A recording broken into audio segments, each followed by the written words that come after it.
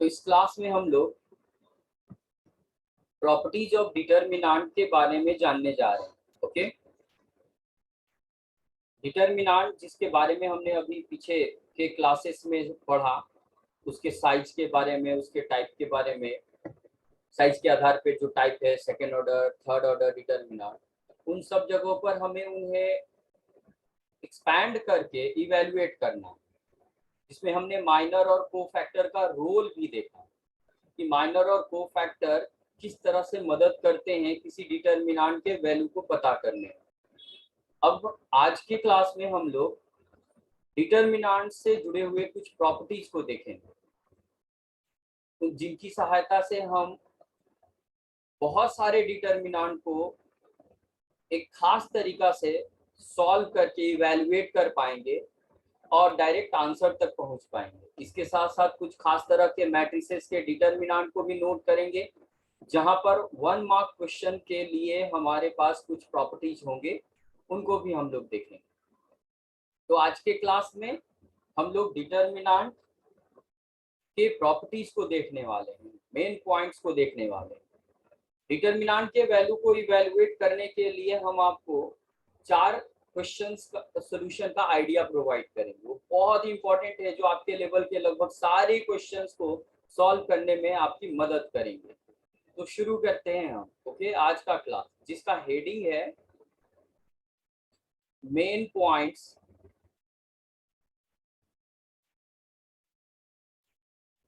And properties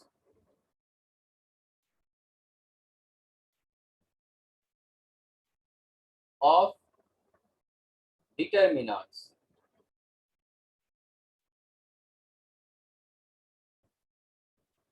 क्योंकि हमें पता है कि सेकेंड ऑर्डर डिटरमिनेंट को इवैल्यूएट करना बहुत ही आसान है।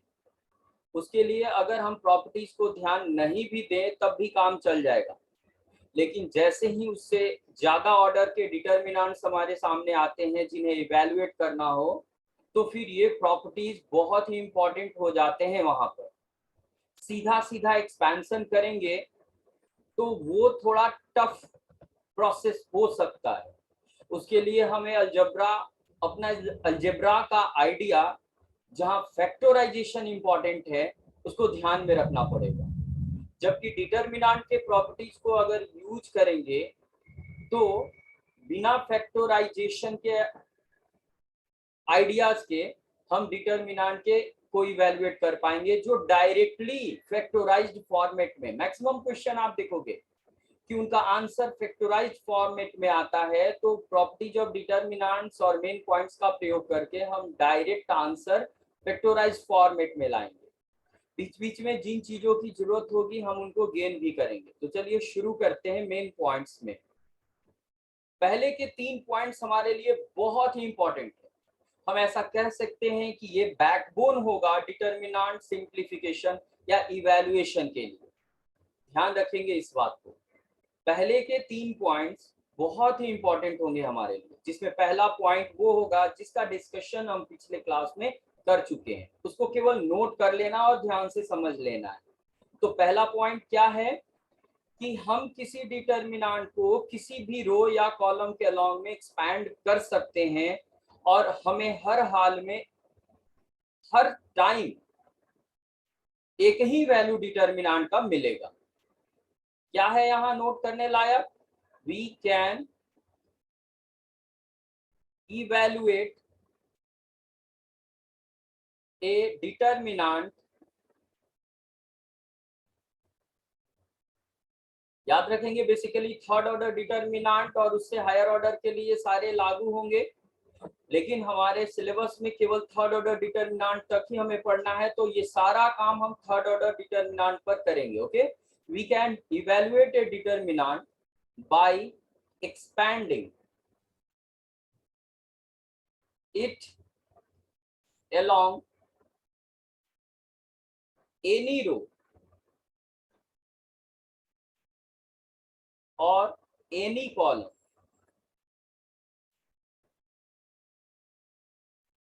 and get the value of the determinant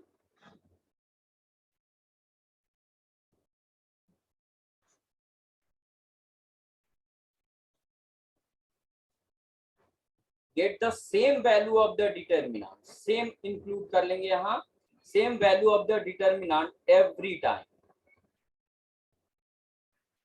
इस पर हम अच्छा खासा डिस्कशन कर चुके हैं।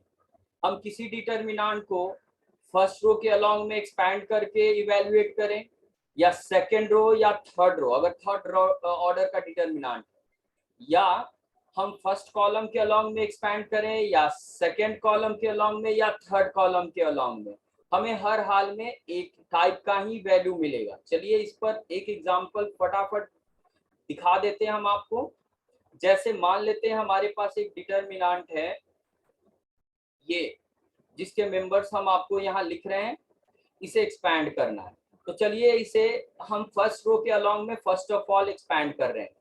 तो expanding along the first row,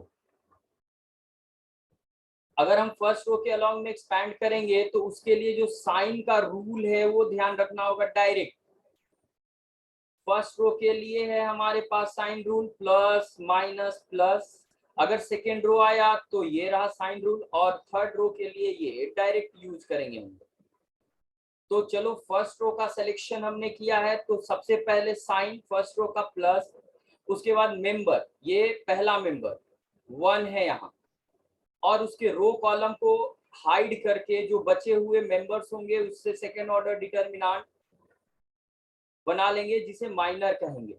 ठीक है, सेकेंड मेंबर के लिए साइन यहाँ माइनस है, मेंबर है -1, और इसके रो कॉलम को एलिमिनेट करें या हाइड करें, फर्स्ट रो सेकेंड कॉलम जहां वो मेंबर है, तो हमें लेफ्ट साइड में 2 1 और राइट साइड में 0 4 मिलेंगे, उससे ये सेकेंड ऑर्डर डिटर्मिनेंट बनेगा। थर्ड मेंबर के लिए चिन्ह है प्लस, मेंबर है 1, और इसके रो कॉलम को हाइड कर दें तो 2 1 3 -2 मिलेगा। अब चलिए इवैल्यूएशन की बारी। सेकेंड ऑर्डर डिटर्मिनेंट है, इसके लिए कोई प्रॉपर्टी की जरूरत नहीं है, सीधे क्रॉस मल्टीप्लाई करेंगे। 3 × 4 12 -0, क्योंकि शुरू में 1 है, 1 लिखने से कोई ज्यादा फायदा नहीं होगा। माइनस माइनस प्लस 1 फिर से नहीं लिखेंगे और क्रॉस गुना करेंगे। 4 × 2 8 और 1 × 0 0, माइनस में सेकेंड ऑर्डर डिटर्मिनेंट आपको याद होना चाहिए, क्रॉस गुना करके पहले प्रोडक्ट में से दूसरे प्रोडक्ट को माइनस कर देते हैं। यहाँ थर्ड में 1 है, 1 नहीं लिखेंगे और क्रॉस गुना करके रिजल्ट लिखेंगे। -4 2 × -2 -3 × 1 3। अभी आगे 12 + 8 -4 -3 -7, ये 30 - 7 23 आया आंसर। अगर हम इसी डिटर्मिनेंट को किसी और रो या कॉलम के अलोंग में एक्सपैंड करें, चलिए लेते हैं, क्या है, एक्सपैंडिंग, वेरिफिकेशन कर रहे हैं। आपको अपने एग्जाम में कोई एक ही तरीका अपनाना है, ये नहीं कि सारे तरीके को अपना लेंगे, नहीं नहीं, ऐसा नहीं करना। या तो आप फर्स्ट रो ले लो, उसके अलोंग में एक्सपैंड करो, या सेकंड रो या थर्ड रो, या फर्स्ट कॉलम या सेकंड कॉलम या थर्ड कॉलम। चलो इस बार सेकंड कॉलम हम सेलेक्ट कर रहे हैं, expanding along the second column, हम सेकेंड कॉलम को यूज कर रहे हैं। चिन्ह का नियम देख लीजिए सेकेंड कॉलम के लिए, ये रहा बीच में माइनस प्लस माइनस, तो सबसे पहले माइनस साइन देंगे, पहला मेंबर लेंगे सेकेंड कॉलम का जो -1 है, -1 लिख दिया, उसके बाद उसके रो कॉलम को हाइड करेंगे। फर्स्ट रो सेकेंड कॉलम में वो मेंबर है हमारा, तो first row second column hide करेंगे। लेफ्ट में 2 1, ये एक्सपेंशन आपका अच्छा होना चाहिए, इसमें कोई कंफ्यूजन नहीं होनी चाहिए। ठीक है, अभी सेकेंड साइन है प्लस, उसका मेंबर है 3, उसके रो कॉलम को हाइड करेंगे। 3 का row column, second row second column, चारों कॉर्नर वाले मेंबर्स हमें अवेलेबल हो जाएंगे। और थर्ड साइन माइनस है और उसका मेंबर -2 है, ये वाला, तो -2 वहां लिखेंगे, और फिर उसके रो कॉलम जो कि थर्ड रो और सेकेंड कॉलम है को हाइड करेंगे, तो लेफ्ट में 1 2 और राइट में 1 0 मिलेंगे हमें। अब इवेल्युएशन, माइनस माइनस प्लस 1, 1 नहीं लिखेंगे और क्रॉस गुना करेंगे, 8 माइनस 0, चलो यहाँ आया 3, ब्रैकेट में लिखेंगे 4 माइनस 1, 4 इंटू 1 4, माइनस 1 इंटू 1 1, फिर minus minus plus 2, 1 into 0 0, minus 2 into 1 2। चलो अभी आगे सब्ट्रैक्शन, एडिशन, मल्टीप्लिकेशन जो भी करना है करेंगे। ये 0 8 में से माइनस करेंगे, कोई चेंज नहीं। यहाँ सब्ट्रैक्ट करेंगे, 3 इंटू 3 9 हो जाएगा और यहाँ माइनस 4 हो जाएगा। ये कितना आया, गड़बड़ कैसे हुआ? ओह सॉरी, यहाँ हम सब्ट्रैक्शन में गलत किए थे, सॉरी सॉरी सॉरी। ये 20 है और 20 माइनस 7 13 होगा, और यहाँ भी 8 और 9 17 माइनस 4 13। आप देख सकते हो दोनों प्लेसेस पे सेम आंसर आया, वो बाय मिस्टेक हो गया था, हम 30 समझ लिए थे, तो सॉरी उसके लिए। ओके, आप देख सकते हो, आप फर्स्ट रो के अलॉन्ग में एक्सपेंड किए 13 आया, आपने सेकंड कॉलम को यूज किया 13 आया। इसी प्रकार किसी भी रो या कॉलम को आप यूज करके डिटरमिनेंट को इवैल्यूएट करोगे, सेम आंसर आएगा। लेकिन एग्जाम में कोई एक रो या कॉलम ही यूज करना है।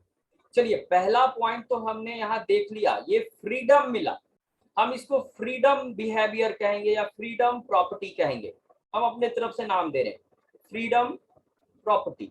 इसमें हम लोगों को फ्रीडम मिलता है कि हम किसी भी रो या कॉलम का सिलेक्शन कर सकते हैं डिटरमिनेंट को इवैल्यूएट करने के लिए। नेक्स्ट आगे बढ़ते हैं सेकेंड पॉइंट पर। सेकेंड पॉइंट में हमें क्या नोट करना है, देखा जाए। फर्स्ट पॉइंट कहता है कि हम किसी भी रो या कॉलम को यूज करके डिटरमिनेंट को इवैल्यूएट करते हैं। तो सेकेंड पॉइंट कहता है कि हमें उसी रो या कॉलम को यूज करना चाहिए, चूज करना चाहिए, जिसमें ज्यादा से ज्यादा मेंबर्स 0 हो। इसको एग्जांपल से ही शुरू करते हैं। मान लेते हैं हमारे पास एक डिटरमिनेंट है 5 3 2 1 4 0 माइनस 2 1 0। फर्स्ट पॉइंट हमें फ्रीडम देता है कि हम किसी भी रो या कॉलम को यूज करके एक्सपेंशन कर सकते हैं, रिजल्ट पे कोई इफेक्ट नहीं पड़ेगा।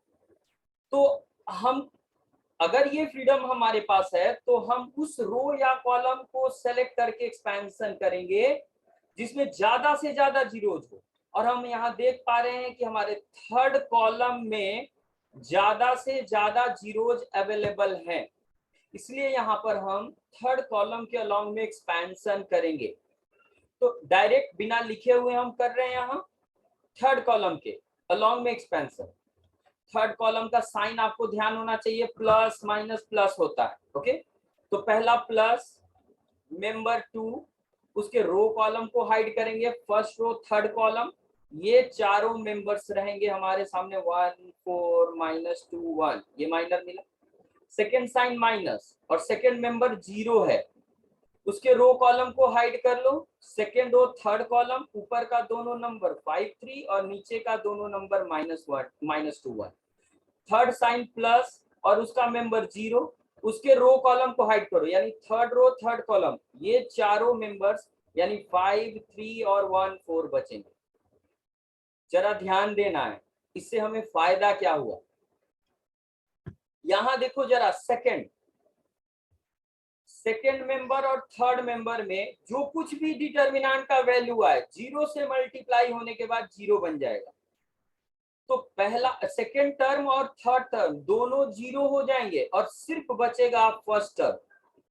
तो इससे ये फायदा होता है, जब हम ज्यादा से ज्यादा 0 मेंबर वाला रो कॉलम सेलेक्ट करते हैं एक्सपेंशन के लिए, तो उसमें बहुत सारे टर्म्स यानी 2 टर्म्स गायब हो जाते हैं। इससे फायदा मिलता है हमें केवल एक टर्म लिखना पड़ता है, यानी वो एक टर्म बचता है, बाकी 2 टर्म्स 0 हो जाते हैं 0 से मल्टीप्लाई होने के बाद। इसलिए हम क्या करेंगे, ये वाला स्टेप लिखेंगे ही नहीं। अब सीख लीजिए, ये शॉर्टकट हमें अपनाना है। जो रो या कॉलम में, जिस रो या कॉलम में ज्यादा मेंबर्स हो 0, उस रो कॉलम को सेलेक्ट करेंगे, और जो 0 मेंबर नहीं है उस रो या कॉलम में, केवल उसी को यूज करते हुए डिटरमिनेंट को एक्सपैंड करेंगे। बाकी जो दो मेंबर्स जीरो हैं उनको लिखेंगे नहीं, क्योंकि हमें पता है कि वो जीरो बन जाने हैं। अब इसे इवेलुएट कर लीजिए। 1 माइनस -8 9 होगा, और 9 इंटू 2 18। ये रहा आंसर। क्या सीखा हमने? ध्यान देंगे, हम उस रो या कॉलम को चूज करेंगे जिसमें ज्यादा जीरो हो, और जो मेंबर जीरो है उसको छोड़ देंगे, और जो मेंबर जीरो नहीं है केवल उसी को यूज करके एक्सपैंड करेंगे हमेशा। एक और एग्जांपल हम दिखा दे रहे हैं आपको, जिससे काम आपका आसान हो जाएगा समझने में। जैसे हमारे पास डिटर्मिनेंट है एक 2 -3 1 0 3 4 1 2 5। यहाँ जीरो है, 4 नहीं, जीरो। सेकेंड रो में दो जीरोज है। आप देख सकते हैं इस डिटर्मिनेंट में दो जीरोज हैं सेकेंड रो में, इसलिए हम अपने डिटर्मिनेंट को इसी के अलॉन्ग में एक्सपेंड करेंगे, क्योंकि हमें पता है कि हम किसी भी रो या कॉलम को चूज कर सकते हैं एक्सपेंशन के लिए।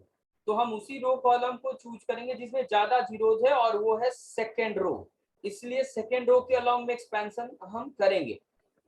अब देखा जाए यहाँ तीन मेंबर्स है 0 3 0। जीरो वाला छोड़ेंगे, 3 वाला लिखेंगे। 3 इसका चिन्ह लिखेंगे, यहाँ चिन्ह होता है प्लस। आप साइन स्कीम देख लेना। मेंबर 3 उसके रो कॉलम को हाइड करेंगे, सेकेंड रो सेकेंड कॉलम, चारों कॉर्नर वाले मेंबर्स बचेंगे। फिर से तीसरा मेंबर जीरो, जीरो छोड़ देंगे, जहां जीरो है उसको छोड़ेंगे, जहां जीरो नहीं है केवल उसी को यूज करेंगे। ओके, और 3 ये 10 - 1 9 और 27 इज द आंसर। ठीक है, okay.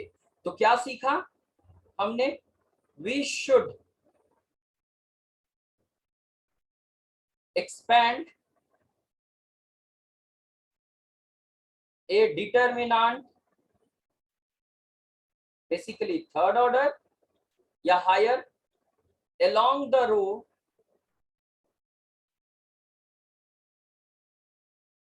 or the column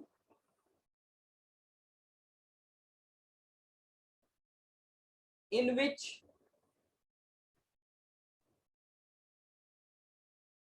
more and more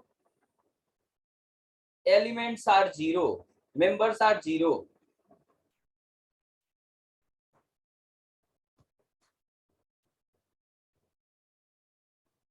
ये दूसरा पॉइंट बहुत इंपॉर्टेंट है।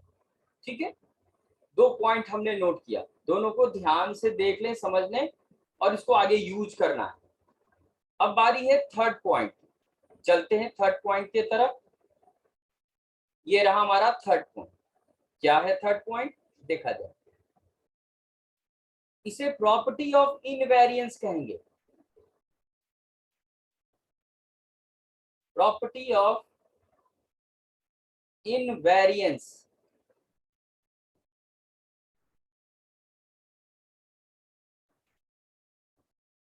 ये सबसे ज्यादा यूज होने वाला प्रॉपर्टी है, सबसे ज्यादा।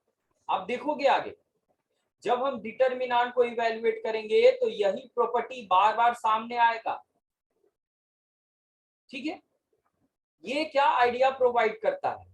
पहला पॉइंट बोलता है हम किसी भी रो या कॉलम को सेलेक्ट कर सकते हैं एक्सपेंशन के लिए। दूसरा पॉइंट बोलता है ज्यादा से ज्यादा जीरो जिसमें हो हमें उसी को चुनना चाहिए। तीसरा प्रॉपर्टी ये है जो प्रॉपर्टी ऑफ इनवेरिएंस है, ये हमें सिखाता है कि अगर जीरोज हो ही नहीं तो ये प्रॉपर्टी जीरो बनाने में हमारी मदद करता है। क्या करता है? थोड़ा देर एक लाइन नोट कर ले। Helps us to make a non zero member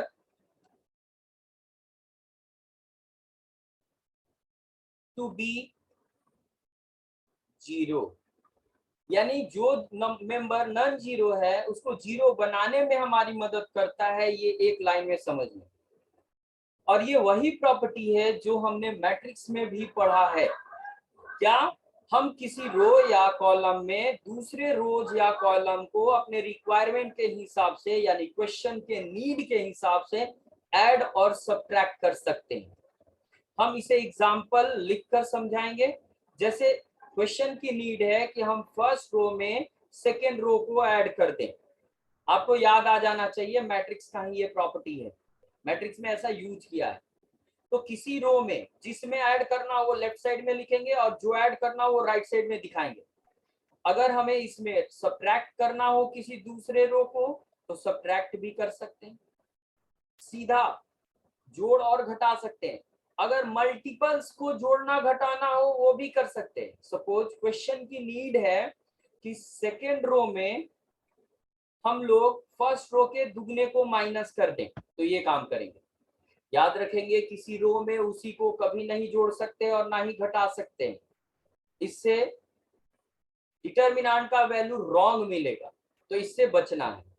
आगे किसी रो में हम बाकी के रोज को, सारे रोज को जोड़ सकते हैं। जैसे थर्ड रो में हम फर्स्ट रो जोड़ दिए हैं, थर्ड रो सेकेंड रो जोड़ दिए, या फर्स्ट रो में हमने सेकेंड रो के दुगने को जोड़ दिया, सॉरी फर्स्ट रो है ये, सेकेंड रो के दुगने को जोड़ दिया और थर्ड रो के तिगने सॉरी फर्स्ट रो में सेकेंड रो के दुगने को घटा दिया और थर्ड रो के तिगने को जोड़ दिया।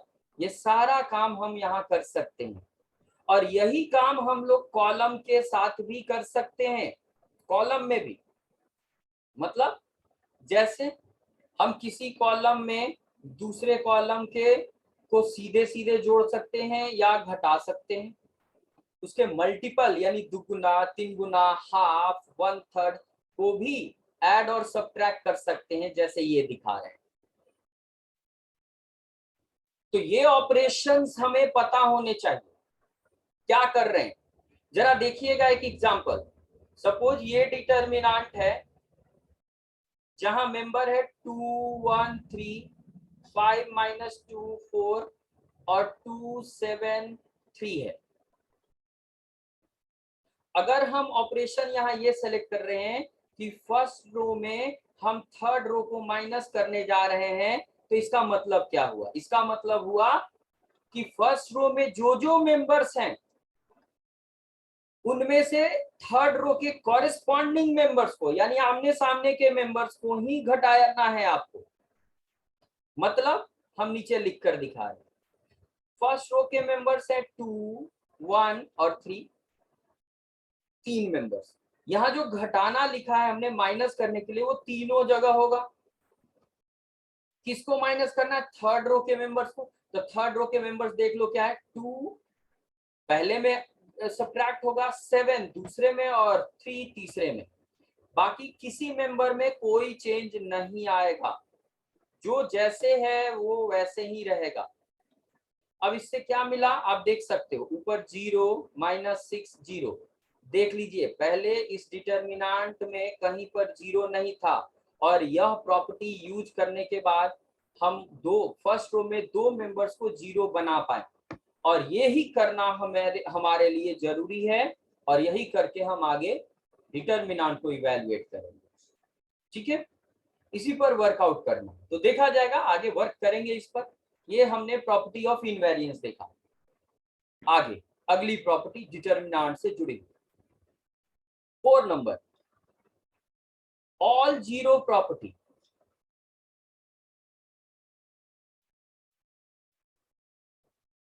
कहता है कि अगर किसी डिटर्मिनेंट के एक रो या एक कॉलम में सारे के सारे मेंबर 0 हो जाएं, जैसे ये फर्स्ट रो के सारे मेंबर 0, बाकी रोज या कॉलम्स में अलग अलग नंबर्स हैं जो कि आपको दिख रहे हैं।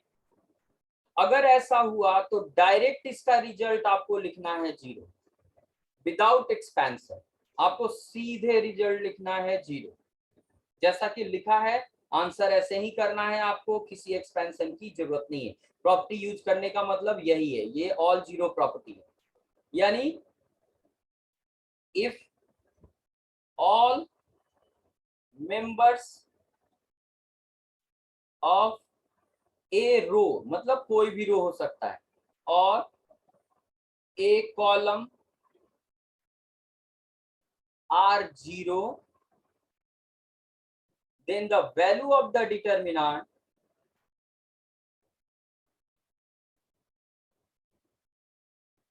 of the determinant is 0। Directly answer लिखना है। तो इस प्रॉपर्टी में हमने ये सीखा, चाहे वो सेकेंड ऑर्डर का डिटरमिनेंट हो या थर्ड ऑर्डर, अगर किसी रो कॉलम में सारे मेंबर जीरो हैं, जैसे कि यहाँ फर्स्ट कॉलम के सारे मेंबर जीरो हैं, तो इस हालात में हम डायरेक्ट आंसर जीरो लिखेंगे, याद रखेंगे। ओके, अब आगे बढ़ते हैं 5 number property. All zero property के बाद आइडेंटिकल।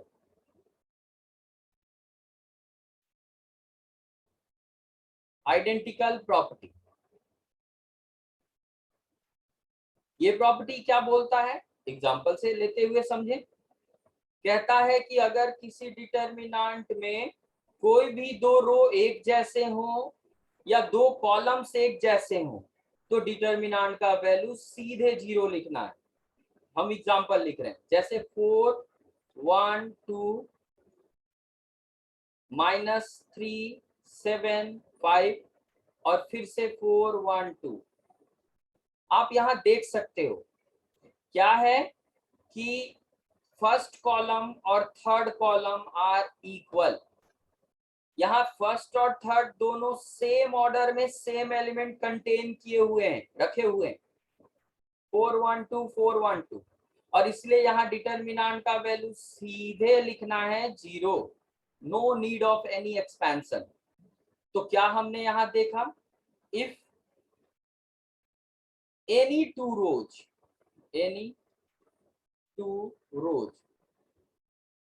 ब्रैकेट में, और एनी टू कॉलम्स, कॉलम के साथ भी ये लागू हो रहा है, रो को रो से ही कंपेयर करना है और कॉलम को कॉलम से। Any two rows of a determinant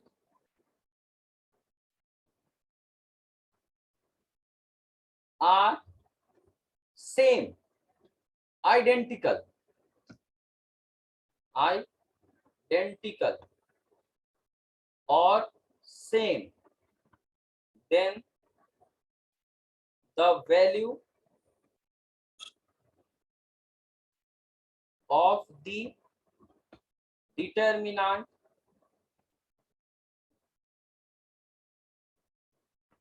is zero.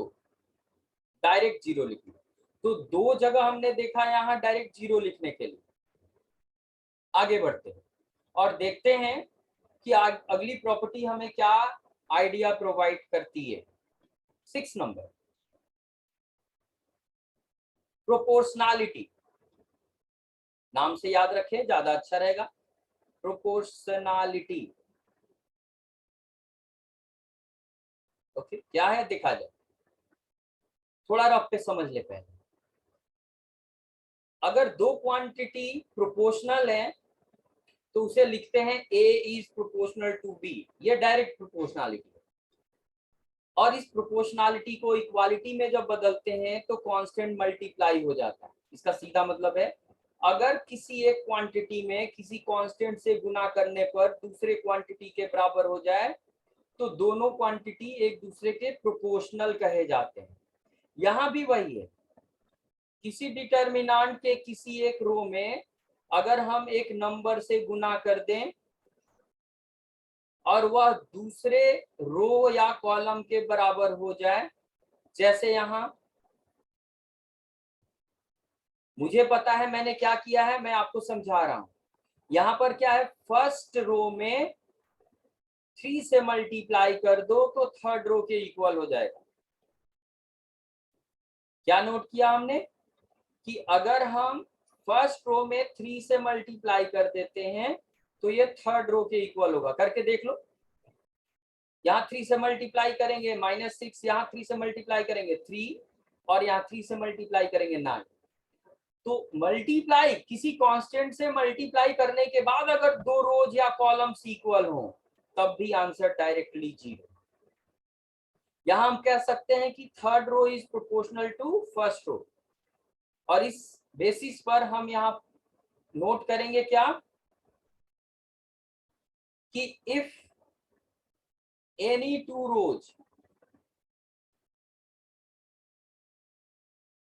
और any two columns of a determinant are proportional,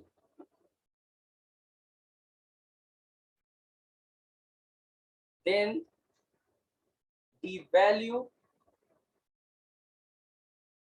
of the determinant det determinant is 0 again.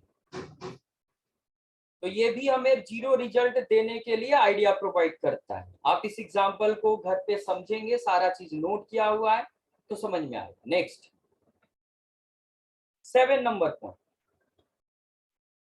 अगर हम किसी डिटर्मिनेंट के रोज को कॉरेस्पॉन्डिंग कॉलम्स में डाल देते हैं, लिख देते हैं, तो डिटर्मिनेंट का वैल्यू चेंज नहीं होता. इसे हम कहेंगे इंटरचेंज, अदला बदली करना.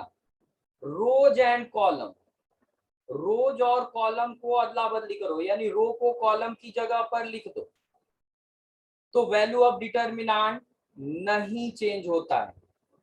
क्या होगा इंटरचेंज करने पर? The value of determinant does not change, change नहीं होगा. चलिए एग्जाम्पल के थ्रू इस चीज को वेरीफाई करते हैं.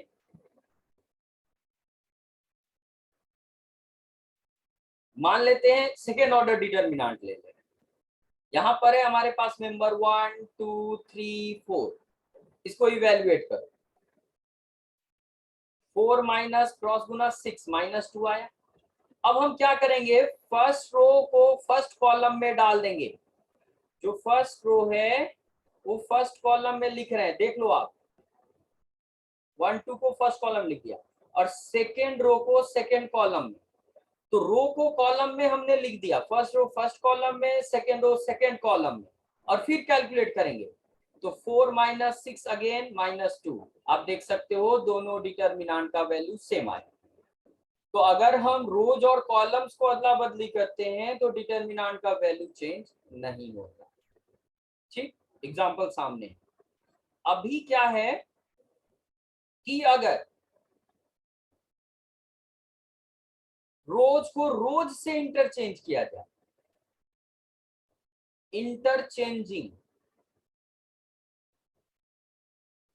एनी टू रोज, कोई भी दो रो को अदला बदली कर दे, यानी रो को रो से ही बदलना है, या कॉलम्स, कॉलम को कॉलम से बदलना है, तो क्या होता है? साइन चेंज होता है. ओनली द साइन चेंजेस, केवल चिन्ह बदल जाएगा. एग्जाम्पल यहां दिखा रहे हैं. मान लो डिटर्मिनेंट है हमारे पास A1 A2 A3 B1 B2 B3 और C1 C2 C3. हम ये डिसाइड कर रहे हैं कि सेकेंड रो और थर्ड रो को अदला बदली कर देना है. देख लीजिए कैसे लिखा है हमने, डबल तीर का निशान. तो हम क्या करेंगे, सेकेंड और थर्ड को अदला बदली किया है तो सेकेंड रो में थर्ड रो लिख लेंगे C1 C2 C3, और थर्ड में सेकेंड B1 B2 B3. इससे क्या होगा, साइन चेंज होगा, बाहर माइनस आ जाएगा. अगर फिर से कोई दो रो या कॉलम बदलेंगे तो एक बार और साइन चेंज होगा, माइनस, फिर एक और आ जाएगा. यानी जितनी बार आप दो रो को अदला बदली करो या दो कॉलम्स को अदला बदली करो, साइन चेंज हो जाएगा. ठीक, जब हम इस प्रॉपर्टी को यूज करेंगे हम आपको यूज करते हुए दिखाएंगे. आगे बढ़ते हैं. 9 नंबर प्रॉपर्टी, सम प्रॉपर्टी. ध्यान से देखेंगे. अगर किसी डिटर्मिनेंट के किसी रो या कॉलम में दो टर्म्स का सम हो, आप ध्यान से देखिए कैसे लिख रहे हैं. पहले कॉलम में हम दो चीजों का सम लिख रहे हैं, B3 B4 और C1 + C2 C3 C4. अगर किसी रो या कॉलम में दो टर्म्स का सम हो, जैसा कि ये फर्स्ट कॉलम में आपको दिख रहा है, तो होगा क्या, ये बीच में जो प्लस प्लस प्लस तीनों जगह है, इस प्लस साइन से डिटर्मिनांट दो टुकड़ों में बट जाता है, एक लेफ्ट में और दूसरा राइट में। प्लस के पहले वाले मेंबर्स पहले डिटर्मिनांट में A1 B1 C1, बाकी कॉलम्स को हूबहू लिख देना है आपको।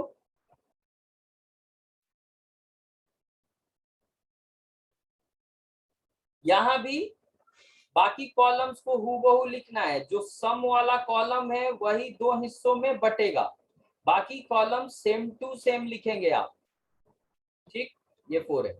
और यहाँ प्लस के बाद वाले मेंबर्स A2 B2 C2, और इस प्रकार से ये टूट जाता है दो हिस्सों में। ऐसे ही अगर किसी रो में ऐसा हो, जैसे A1 plus A2, B1 plus B2 और C1 प्लस C2, और इधर A3 A4, इधर B3 B4 और इधर C3 C4 है, तो वैसे ही बीच में जो प्लस साइन है उससे डिटर्मिनांट दो टुकड़ों में बढ़ जाएगा। पहले प्लस के पहले सारे मेंबर्स फर्स्ट रो में पहले डिटर्मिनांट में, और दूसरे मेंबर्स A2 B2 C2 दूसरे डिटर्मिनांट, और बाकी के रोज जैसे हैं वैसे आपको लिखने होंगे। तो यहाँ केवल प्रॉपर्टीज आज स्टडी किया हमने। अगले क्लास में हम डिटर्मिनांट्स मैट्रिक्स से जुड़े हुए प्रॉपर्टीज को देखेंगे, ठीक। ये हमने 9 प्रॉपर्टीज डिटर्मिनांट से जुड़े हुए आपको बता दिए हैं। अब मैट्रिक्स के हिसाब से डिटर्मिनांट के प्रॉपर्टीज को देखेंगे अगले क्लास में। आज के लिए इतना है।